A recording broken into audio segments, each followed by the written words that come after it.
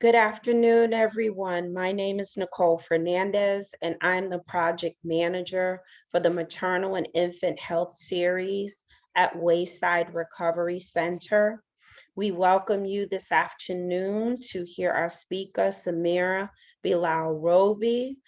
We will be hearing about racism and ACES and the intersectionality of that. I would like to share with you a little bit about Wayside Recovery Center before we begin and share our agenda for this time. We will hear a brief overview of Wayside Recovery Center. We will hear our speaker share her presentation with us this afternoon.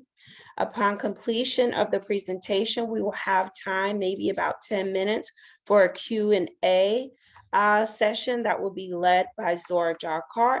And then we will have closing remarks. I will share information about our cohort number 2. Wayside Recovery Center is a gender-specific organization that really seeks to serve and understand the needs of women. And we believe that it is critical in providing optimal care and support while women are seeking sobriety and recovery. Wayside has been in existence for over 60 years, and we specialize in empowering women and breaking down generational cycles of substance abuse. Recently, Wayside has been recognized as a certified community behavioral health clinic, and Wayside now provides services to address the whole health that are more affordable and more accessible.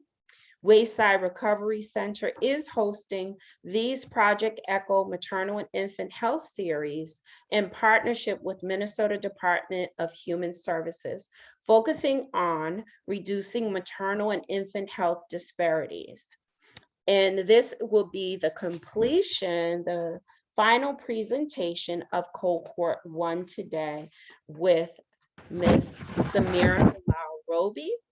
She is the director of the Wilder African American Babies Coalition and Projects, and is the project manager for the Integrated Care High Risk Pregnancies Initiative, known as ICHIRP, which include the Brains Are Built campaign, co-partner with me and My Baby Brain, Building Bags, and co-producer of Twin City Public Television, Brains Are Built PSAs.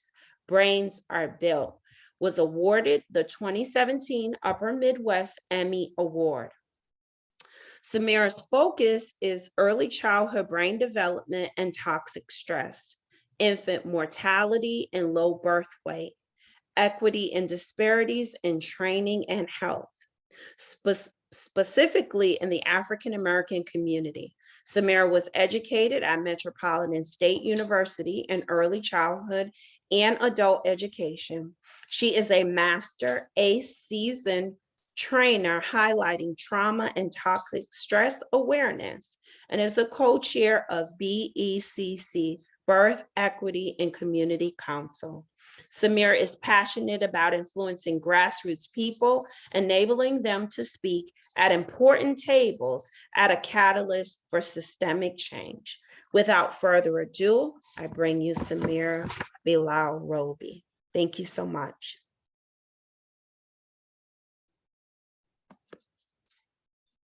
Sameerah, you're muted.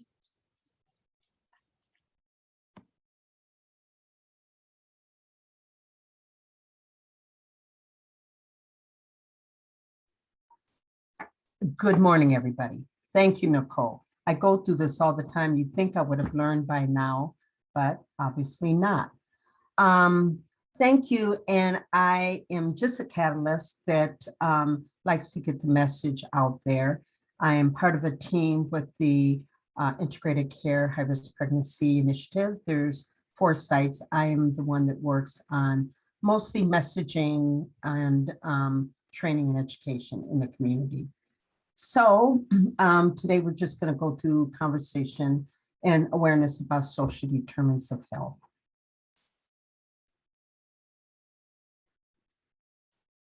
So the Wilder African American Babies Coalition, which is AABC and has been known as AABC since 2005, and projects, is presenting a training developed over years of work experiences, building on cultural wellness projects through listening sessions and activities addressing structural racism.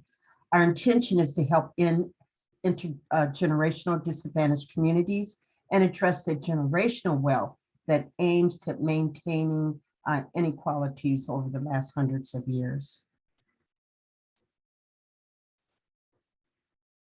So learning for life is that is my thing, is that I am always learning. I learn new things as I do training. Please take advantage of the chat, educate me, or share your thoughts.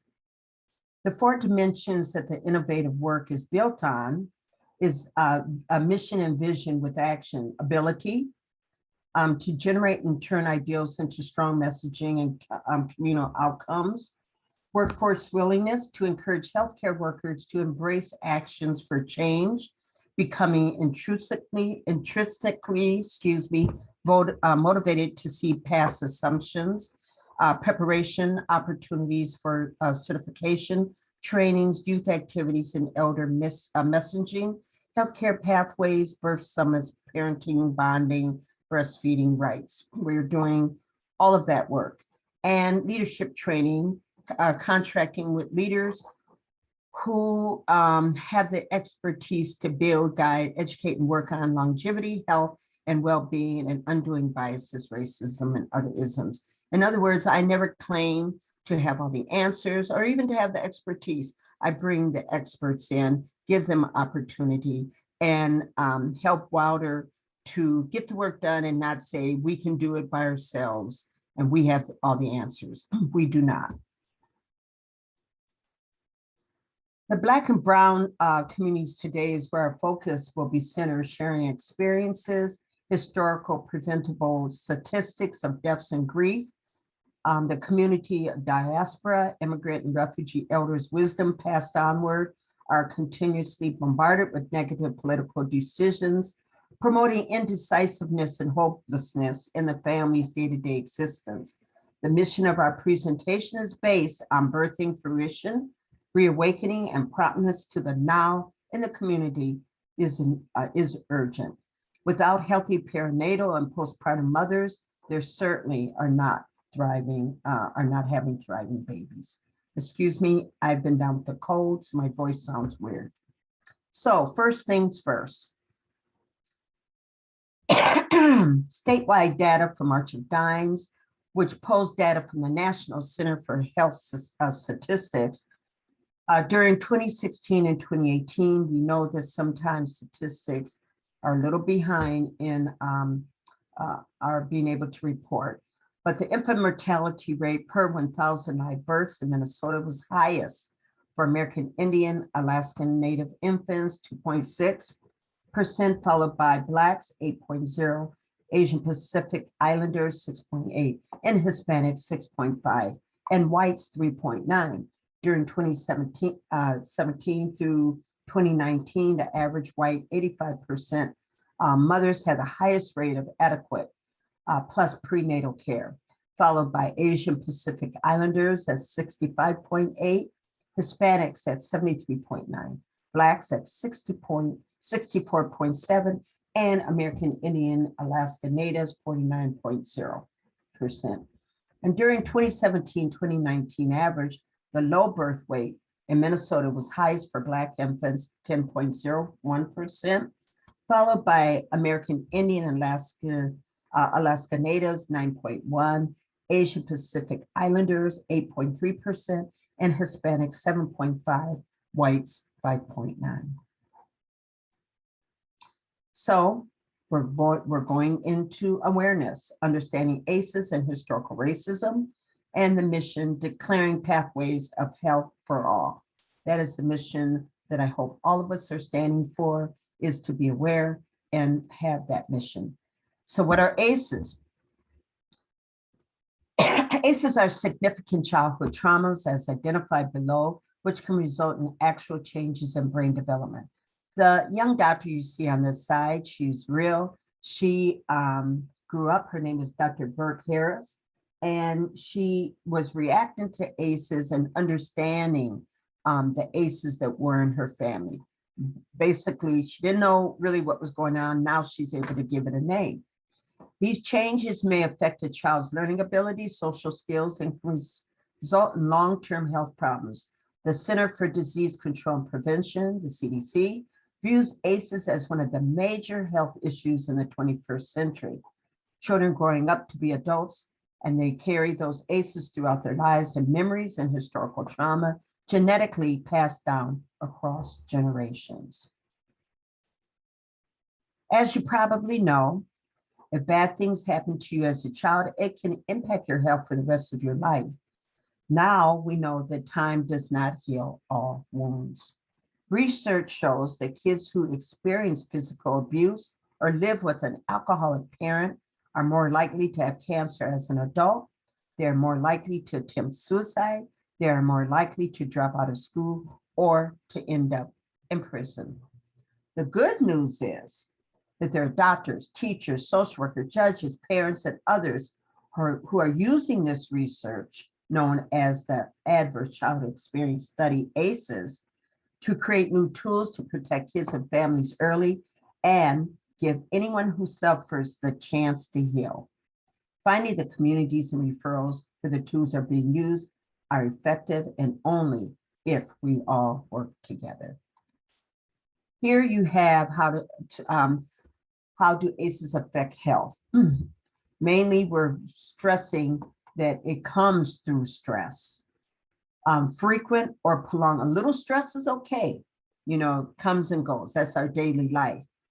But frequent or prolonged exposure to ACEs can create toxic stress, which can damage the developing brain of a child and affect overall health. So here we have a list. Those experiences can include emotional abuse, physical abuse, sexual abuse, emotional neglect, physical neglect, mother treated violently, household substance abuse, household mental illness, parental separation or divorce, incarcerated household member. Exposure to ACEs can increase the risk of many different things: adolescent pregnancy, alcoholism and alcohol abuse, chronic obstructive pulmonary disease, depression. There's a whole list: fetal death, early initiation of smoking, early initiation of sexual abuse, of sexual activity, health-related quality of life, illicit drug abuse. There is just a list of things. And when you go in and you look at your, you can do the ACE test, and I'm suggesting that you do it. Read all those things, that the lists that they have, and then know that it's private. You don't have to share it with anybody unless you want to. There's 1 to 10 ACEs for everyone, not just you. You can reflect on either the people that you're working with, but I'm going to really stress that you are not, if you are a therapist and in that line, in a doctor, do it. But if you're not, don't use this on anybody that you're around. It's a very sensitive test. It can hit those triggers, and you might just need to do it on yourself, and you might just be able to see how, or think maybe the person is having a bad day. I'm not a doctor, so I never analyze anybody on this, but I do watch behaviors and watch how I'm triggered, how am I reacting to people. So that's really important. So this is kind of what the ACE test is. We're not going to go through all of it. There's questions. Did your parent push, grab, slap? Did an adult at least 5 years of older touch you in the wrong way? Do you often feel unloved? Do you often feel that you didn't have enough to eat? All of these things, it could be about a step parent, it could be about living with problem drinkers. All these questions will be on that ACE test. And then at the end, you will add up all your yes answers, and that would be your ACE score. This is where you can take the test. AmericanSPCC.org/take the ACES quiz.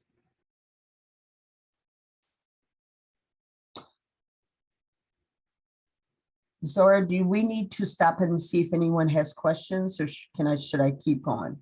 I would say keep going, and then we can, we'll have a Q&A portion. So I'm keeping track of the questions that are being put into the chat. And again, if you have questions come up, definitely put those in the chat. And then towards the end of this, I'll read them off to Sameerah. Okay. So what are the strong messages for healthcare workers and policy makers? That's who I usually interact with. So we must recognize our roles by setting safety nets for the entire community by leaving silos to cross and engage in promoting health equity, preventing and managing chronic health issues before families fall out. Fallouts occur from toxic stress, those ACEs, ensuring ACEs for Black and Brown mothers and the underserved community to services and places to voice concerns, serious focus on maternal health for perinatal to postpartum care.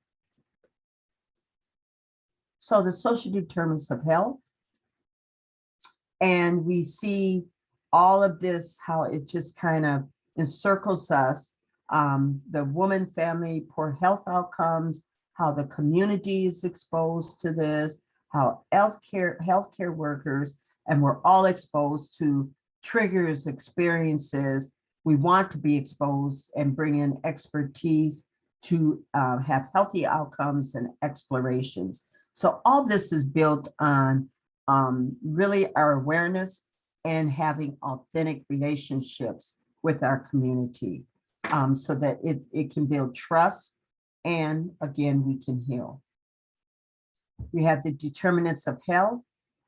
So these are some of them: income and social status, social support networks. If you don't have social support networks, that's a determinant of health. Employment, if you do not have employment, and good working conditions.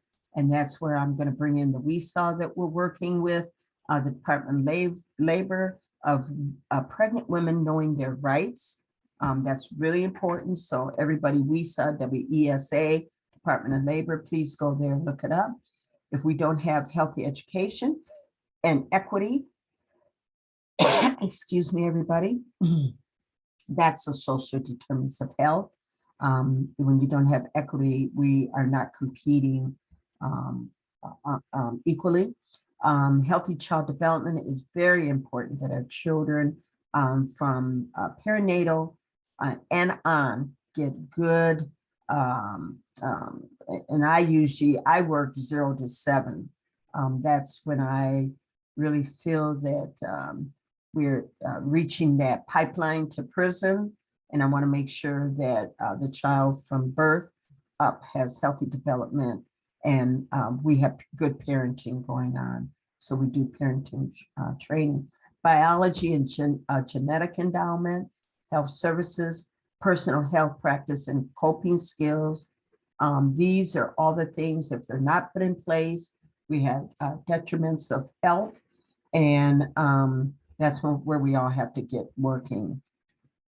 So we target our cultural community. We want the abnormality to go to normal, equity and justice, behavioral change, respectful health without intrusion, respectful health care without intrusion, and authentic partnerships. Where some go wrong is that they go in with the family and act like they have all the answers. They don't have a partnership. There's no building of trust, and there will not be any behavioral change on either side. And we want to make sure we have good perinatal pathways and networks. I've already said that before. So we go into, I can't breathe. All of us heard it before. We know what that means. We know the deaths that came behind that. And now we go into what is institutional racism. And institutional racism, also known as systemic racism, is a form of racism that's embedded through laws and regulations within society or an organization. It can lead to such issues as discrimination in criminal justice, employment, housing, healthcare, political power, and education, among other issues. So I have here, it's hard to see racism when you're white because racism is based on skin color. It is a made-up system to discriminate and hold people down and set up barriers.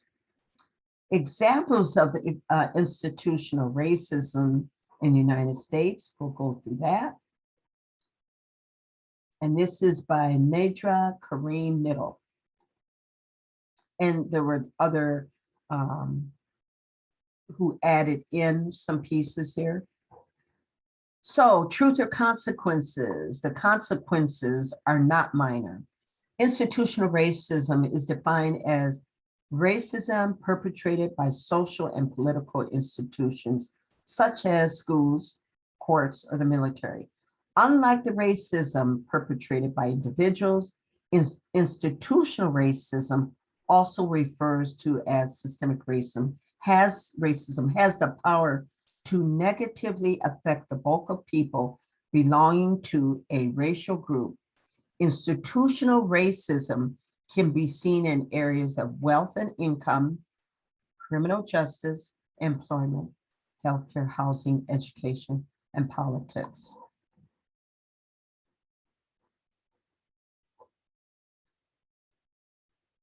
The term institutional racism was first used in 1967 in the book Black Power, The Politics of Liberation, written by Stokely Carmichael, later known as Kwame Ture, and political scientist Charles V. Hamilton. The book delves into the core of racism in the United States and how the traditional political processes can be reformed in the future. They assert that while individual racism is often easily identifiable, institutional racism is not as easy to spot because it's more subtle in nature. So now we go into different kinds of systems like enslavement in the United States. Arguably, no episode in United States history has left a greater imprint on race relations than slavery. Before the legislation was enacted to end slavery, enslaved people across the world fought for freedom by organizing rebellions, and their descendants fought against attempts to perpetrate racism during the civil rights movement. Excuse me, everybody. Even once such legislation was passed, it didn't mark the end of slavery. In Texas, Black people remained in bondage 2 years after President Abraham Lincoln signed the Emancipation Proclamation. The holiday Juneteenth was established to celebrate the abolition of slavery in Texas, and is now considered to be a day for celebrating the emancipation of enslaved people. Racism in medicine. Racial bias has influenced U.S. healthcare in the past and continues to do so today, creating disparities among different racial groups. In the late 1800s and early 1900s, many Black veterans were denied disability pension by the Union Army. In the 1930s, the Tuskegee Institute conducted a syphilis study on 600 Black men, 399 men with syphilis, 201 who did not have it, without the patient informed consent and without providing adequate treatment for their disease. Not all institutional racism in medicine and healthcare are so clearly defined. However, Many times patients are unfairly profiled and denied health care of drugs. Monique Tello, MD, MPH, a contributing editor to the Harvard Health blog, wrote about a patient being denied pain medicine in an emergency room who believed her race caused such poor treatment. Tello noted the woman was probably right and pointed out it's well established that Blacks and other minority groups in the U.S. experience more illness, worse outcomes, and premature death compared than with whites. Tello notes that there are numerous articles addressing racism in medicine, and they suggest similar action to fight racism. We all need to recognize, name, and understand these attitudes and actions. We need to be open to identifying and controlling our own implicit bias. We need to be able to manage overt bigotry safely, learn from it, and educate others. These things need to be a part of medical education as well as institutional policy. We need to practice and model tolerance, respect, open-mindedness, and peace for each other. Race and World War II. Zora, how much time do I have? Am I okay? You're okay. It looks like you have about 20 minutes Okay. till. Try to make it through this, everybody. Okay, so race in World War II. That's the Tuskegee Airmen you see at the top. Marines from Arlington, Virginia, United States, in the public domain. That's what this is from. World War II marked both racial advancements and setbacks in the United States.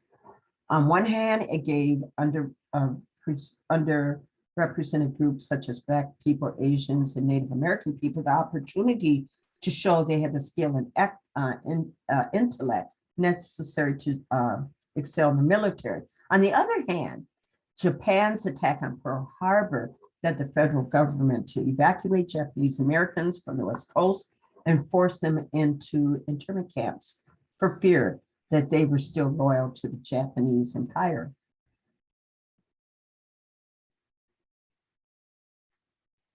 Years later, the US government issued a formal apology for its treatment of Japanese people. Not one Japanese American was found to have engaged in espionage during World War II. I found this very interesting.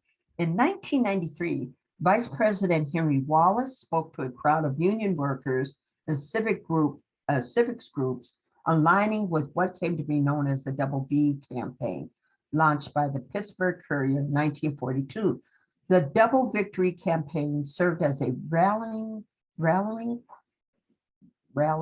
I'm not saying it right, but you guys get it, cry for Black journalists, activists, and citizens to secure victories, not only over, I need someone else to read for me, fascism. Can you say it for me, Zora? Fascism, you was right. Abroad in the war, but also over racism at home. The fascists, say it again, Zora. Fascist Is one whose lust for money or power is combined with such an intensity of intolerance toward those of other races, parties, classes, religions, cultures, regions, or nations as to make him ruthless in his use of deceit or violence to attain his ends. That was Vice President Henry Wallace. Racial profiling and policing. In 2016, Stafford News reported that researchers had analyzed data from 4.5 million traffic stops in 100 North Carolina cities. Their findings showed that police were more likely to search Black and Latinx motorists using a lower threshold of suspicion than when they stopped white or Asian drivers. Despite the increased instances of researchers, the data also showed that police were less likely to uncover illegal drugs or weapons than with searches of white or Asian drivers. Racial profiling has become an everyday occurrence, and it impacts more than just the people involved. A 2018 CNN article uncovered 3 instances of racial profiling resulting in the police being called on. 1, Black woman who reportedly playing golf too slowly. 2, Native American students who allegedly made a mother and her children nervous. And 3, a Black student who was napping in a dorm at Yale. Darren Martin, who worked in the White House under President Obama, said in an article that racial profiling is almost second nature. Martin recounted when a neighbor called the police on him as he tried to move into his own apartment, and how often when leaving his store, he was asked to show what's in his pockets, something he said is dehumanizing. Moreover, states such as Arizona have faced criticism and boycotts for attempting to pass immigration legislation the civil rights activists say has led to racial profiling of Latinx people. Racial profiling in education. 2018, Carol Taki, a lawyer with American Civil Liberties Union, noted, "We have seen it again and again, Black or brown person sitting in a Starbucks, barbecuing in a public park during a college they hope to attend, or sitting down in the college they already attend. Then someone calls the cops on them for looking like they don't belong or out of place." Profiling in retail. Excuse me again. Here we go. We have the picture there, shopping while Black. Name a store, any store, from Fifth Avenue to Main Street, and I'll bet that I can find a Black person who has experienced discrimination there. I'm kind of jumping, everybody. Race intolerance in the church. Religious institutions have not been untouched by racism. Several Christian denominations have apologized for discriminating against Black people by supporting Jim Crow and backing slavery. The United Methodist Church and the Southern Baptist Church are some of the Christian organizations that have apologized for perpetrating racism in recent years. Many churches have not only apologized for alienating Black people and other minority groups, but they have also attempted to make their churches more diverse and appoint Black people in key roles. Despite these efforts, churches in the United States remain largely racially segregated. I threw human rights up in there because now we are seeing what's getting in the way. And what are those feelings that get in the way from years of inequitable, inequitable justice? So if we look at, I'm going to go back. We look at on the woman's side, mother's side, she can feel anger, defeated, codependency, powerlessness, physical and emotional abuse, lack of knowledge of available resources, lack of knowledge of Family and Medical Leave Act, WISA, and lack of elder support. And many times because of early deaths in their families. And then the men, it could be anger. You might see show up, lack of empathy, some low self-esteem due to the racism, unstable housing, income, and relationship issues, toxic stress, historical trauma, hopelessness, lack of support, and they need more male community leadership and mentoring. So for your information, activists, including abolitionists and suffragists, have long had success in overturning some forms of institutional racism. A number of 21st century social movements seek to address institutional racism across the board, from the legal system to schools, medical, and the communities. Science suggests, as you listen today, you would hear a lot of repeat. And science suggests we also review new information learned the day as soon as possible. This allows us to know if we got all the points or need to look them up. We should also review the information from the day before to make sure it sticks. So I'm talking about tomorrow. Then we should set one day at the end of the week to review all the information learned for that week. Guess what? Now is the time to further commit to the revolution of using your personal power to make a change for saving mothers and babies' mortality. Let's get started. So, key takeaways that might help us build. And if you say, I don't know what I should do next, or what should my religious community do? What should I do in my home? What should I do with my friends? How should I articulate this? So one of the things our work is building inclusive pathways of communication that embrace cooperation, constructing authentic partnerships, diminishing social determinants of health that are disrupting families in a purposeful and mindful manner, structuring training platforms which inspire young adults of childbearing age, healthcare workers, clinics, and organizations in Minnesota to be informed of birth outcomes in Black and Brown communities as one of the highest in the country, ensuring low birth weights and or infant deaths are not the status quo, shaping networks which identify voices and emphasize actions from those suffering from economical, underprivileged, and poor health condition. Establish more trainings to inspire engagement rather than avoidance on transformation and inclusion, driving new strategies. So that is my spiel. Sameerah Bilal-Roby.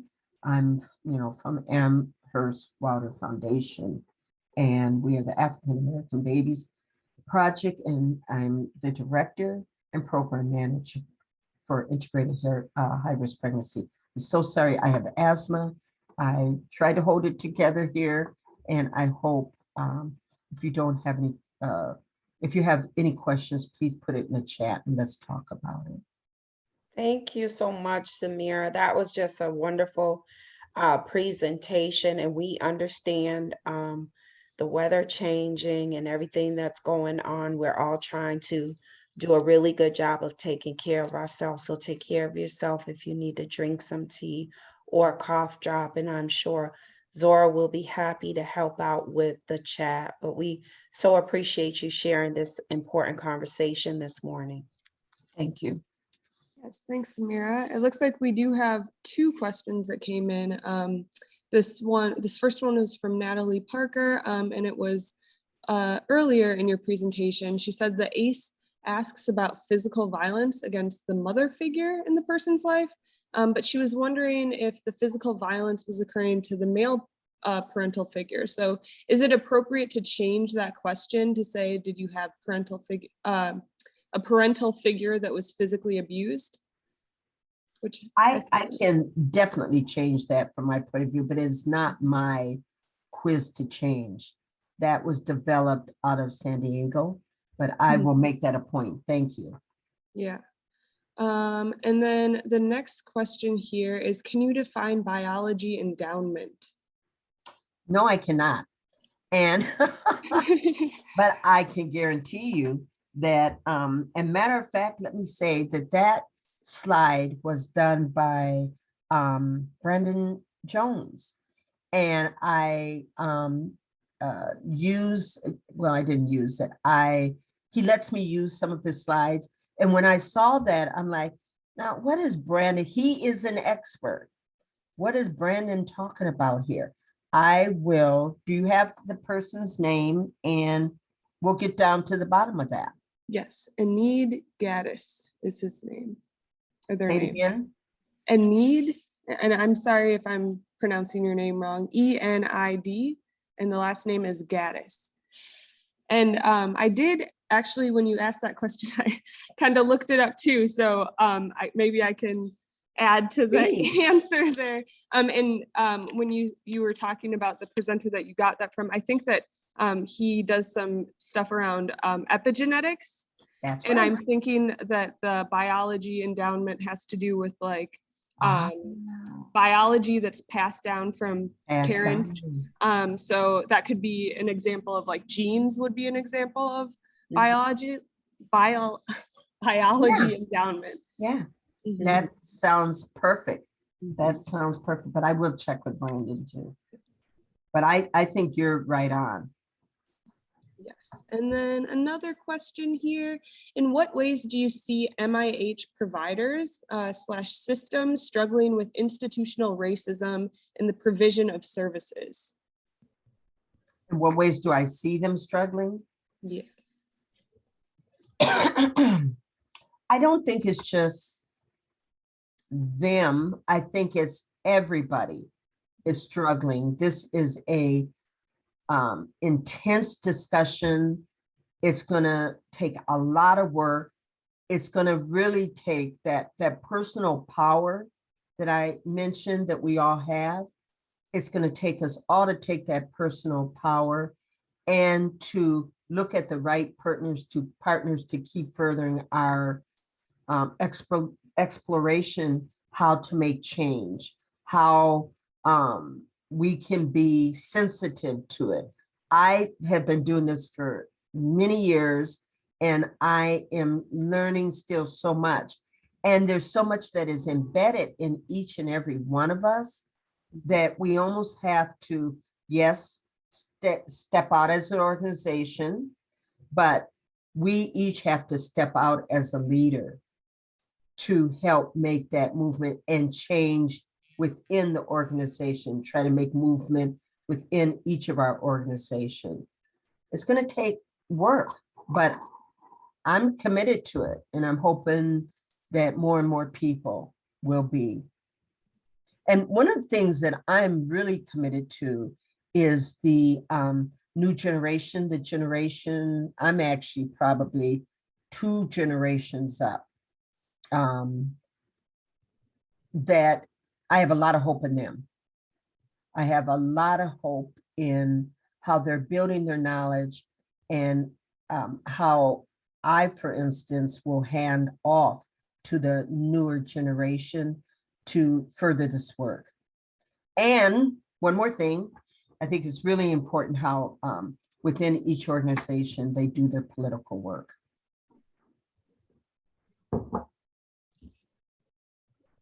Policy. This next question kind of connects with what you were just talking about. So what do you believe has changed or improved in Black maternal health? I'm going to be really honest with you. So I'm 68 years old. I am a 3rd generation Minnesotan. Every single thing that I talked about in this slide has happened to me, even down to birthing. And so I started, my first birth was in 1971. And the prenatal care, the anger, the misinformation, all the way from delivery, doctors coming in telling I'm mad because I woke them up from sleep. Doctors telling me that breastfeeding wasn't that important. They're the same as bottle fed, from having a miscarriage and the doctor not giving me medication for pain, the nurse telling him, doctor, she's in pain, and he told her to shut up. All of those things I have experienced. What do I see different? What I see different is that we are speaking up for ourselves. We are being good advocates. We are making sure that innate cultural birthing is upfront, that we are encouraging doulas, midwives, and good doctors and responsive care so that mothers will continue with their prenatal care so that they don't show up. The person at the desk is sending them away with negative vibes, and they never do their prenatal or postpartum. I think it's having a voice. That's what's changed. Mhm. Thank you. And we do have time for maybe 1 or 2 questions. So if anybody had any lingering questions that they would like to ask Sameerah, please put that in the chat or in the Q&A. We are getting a lot of gratitude towards you, Sameerah. Lots of thanks for your presentation. One question that I think all of these questions are kind of connected, but what advocacy skills can we instruct Black people to use in advocating in their care delivery? Well, in their care delivery, there are some excellent Black doctors out here. We're actually going to do something to recognize them. I'm working with one of the state representatives to make sure that our population of color knows where they're at. We have some excellent Black female doctors at the University of Minnesota. I recommend that all of you check out who they are. I'm thinking off the top of my head, 3 women. The birthing rooms, making sure that our population of Black and brown people know, mothers know that there are specific cultural birthing groups that will work with them and advocate for them. I want you guys at Wayside, there's Beck, they are doing excellent work. There's integrated care high-risk pregnancy groups from North Point to Open Cities to Minnesota Community Cares that are doing excellent work. I mean, there is the birthing center at Regions and the doctors and midwives and there, but the thing is, we just have to make sure that our community knows where they are. I'm going to say one last thing. So I told you I was birthing in 1971, and I went from my home way out to a suburb to deliver my baby, because that's where the doctor was. The doctor, it's just the weirdest thing. So I passed by the best hospital delivering babies, Black babies. I went past it because I didn't know about them.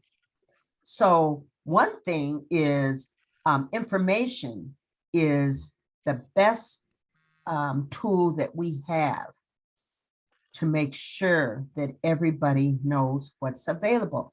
Secondly, I partner with everybody. I don't care what your race is. I want to make sure that people who think like me, who understand that it's not about them or their agency, it's about the mama and the baby, that's who I want to work with, and that's who I will work with. So I hope I answered that question. Would you read it one more time so I can make sure? Just trying to find it again. It was, what advocacy skills can we instruct Black people to use in their care delivery? I'm going to say, go back to the tradition. I mean, think back at Big Mama and those mamas that were delivering babies, the Native American community. There were messages. That doesn't mean you go back and you stay stuck there. We blend, we take a balance, and we know culturally people are going to feel more comfortable getting their care from what they know. Mhm. Thank you, Sameerah. And it looks like we just have one other question here about the training. So what kind of training are you doing with your team to address racism and bias? Well, we have a couple of things and we're advancing. We do have one that we're really specifically to. We have the youth healing vessels that we do once a year, and then we have the youth healthcare awareness. And in both of them, we want to make sure that they understand when they hear something to dig deeper in to see what is the message, who's behind the message, and how is it really affecting our communities. Mhm. If they don't understand those elements, then they are not going to be even able to reach the community in a healthy way. So we dig in those two ways. This last Healing Vessels we did with the Minnesota Vikings and some other community experts. And it's on, actually, I have to get back to the staff to make sure that it's been released out there in the community. So those are the two things that we're working on. And right now, we're working with another project within our agency on making sure we're going young enough, deep enough to help them and just kind of entice them to go into the healthcare field. Mhm. And if I could just jump into, because this question, Sameerah, you've kind of answered it. And I think we know a lot of what's going on, but it is, what is the role of community response versus police in terms of decreasing violence and racism and increasing proper care or kind of response? Are you going to answer that? Well, I feel like you kind of stepped around that quite a bit, so I didn't know, I wanted to give you a chance to. So ask me the question again. What is the role of the community in policing?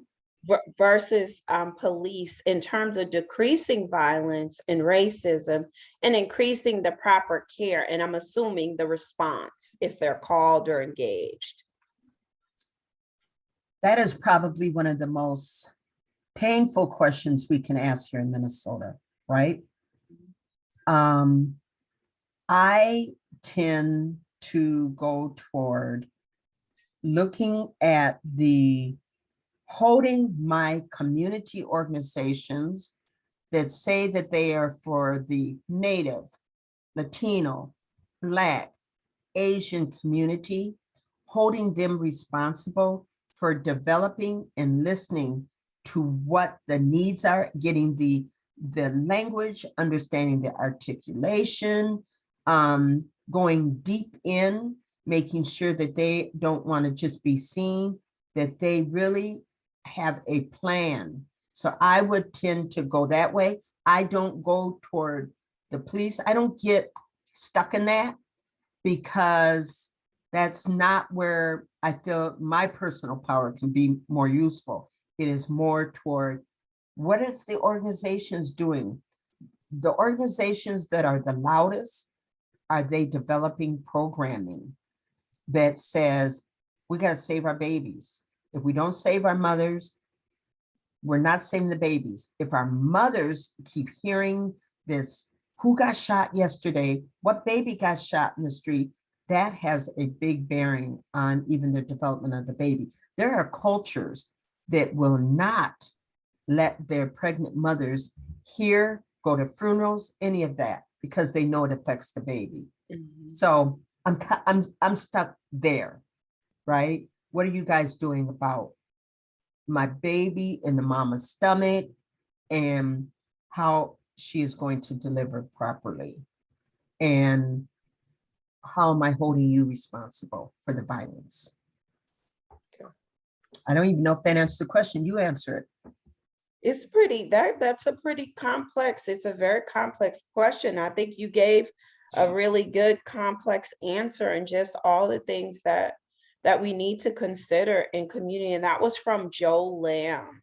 That question was from Joe Lamb. And you know, we're seeing things in the news and even in our community about dispatching mental health care teams, and really thinking about holistic approaches to the various, I guess, intersections of where police are involved with proper care. So I just really appreciate you saying, hey, let's go back to community and really have communities who are serving and are a part of that community to understand what those real needs are, to develop programs, training, right, information, and partner on how to respond to that. So no, I greatly appreciate that. I Well, wanted to say, can I just say one more thing? sure.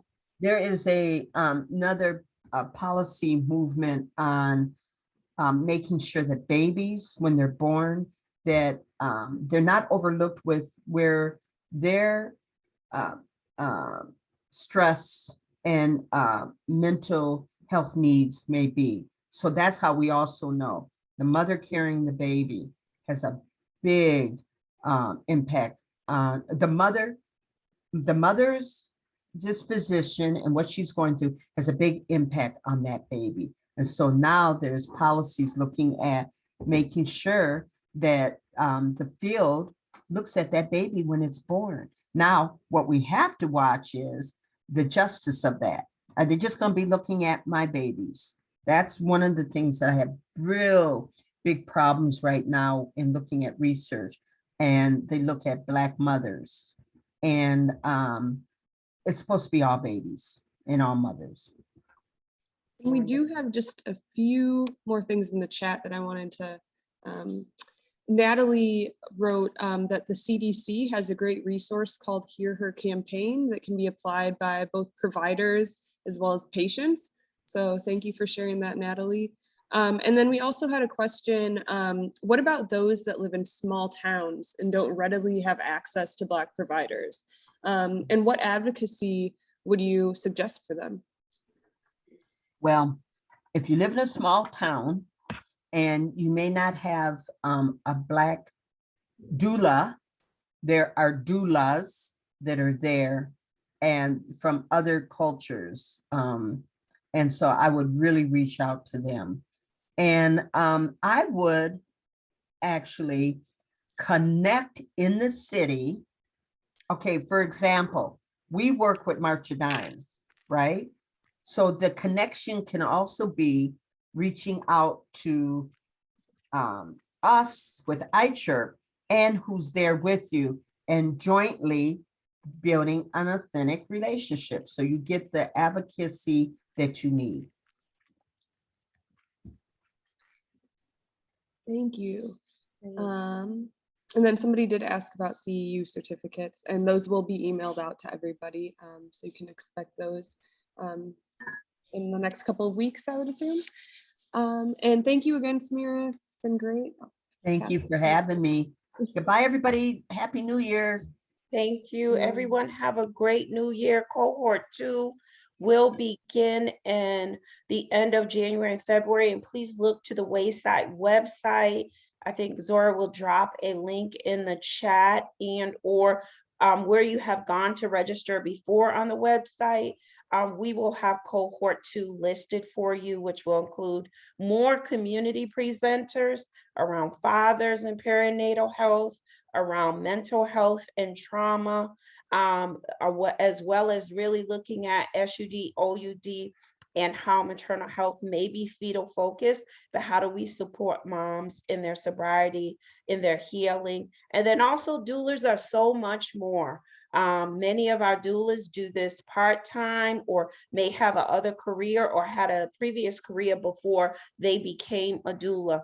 And so we're going to hear from some of our doulas nationally and locally in the next series, and we hope that you will join us. Everyone, thank you again. Have a great afternoon. And if you're traveling home this evening or afternoon, please be safe if you're here in Minnesota.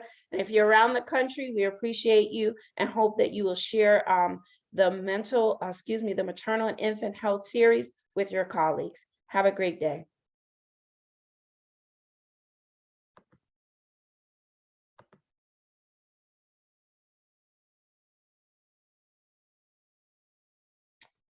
Okay, I am just checking the chat, and then I need to stop the recording. As this. Oh. For some reason, so I'm not getting to my record button. Okay. Here we go.